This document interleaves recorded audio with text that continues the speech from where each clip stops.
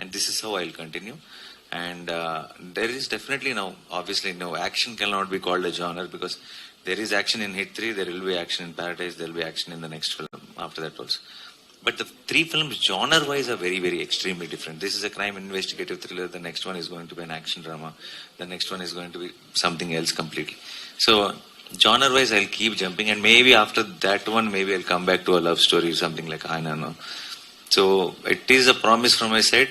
For sure, I will not stick to any genre, no matter how much of a big success it gives me. I will keep jumping genres. I will try to come to you with something new, some new experience every single time. I'll do my best. On what basis you select your scripts? Not just gut feeling of what I try to think like, or I don't really have a strategy or a formula or this is what I want in a script. With very plain mind, how we go buy a ticket and just hope that the film is good. I listen to the script like that, and if I get excited, if my gut feeling says this will be very nice to see on screen, I'll do it. And I feel I'm one of all of you, that we are all audience. I don't feel that I am from industry and you're all audience. I feel I am me, you, we are all together in this. So if I like, you all will like is what my confidence is. And it's been proven right so many times, and I just hope it happens one more time this Thursday. Yeah. Hit 3 was shot in Pahalgam. Just a week back, there was a terrorist attack. How was your experience shooting in Pahalgam, and how everything will be changed from past week, 1 week? Yeah.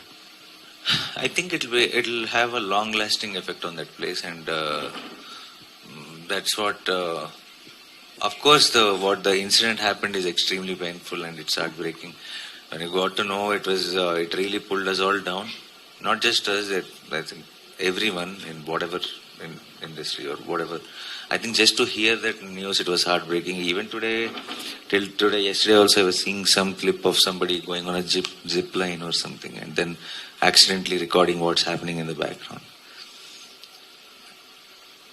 As much as we all have, we were in pain, and we all have something to work with or move on with our day-to-day life, it keeps coming back to us, and it reminds us how vulnerable the moment we have sometimes think that everything is safe, everything is fine, this is all the things of past. But when things like this happen, we are reminded that nothing is still in control. There are these vile forces which are still roaming around. And some action, big action needs to be taken, some hope needs to be created, because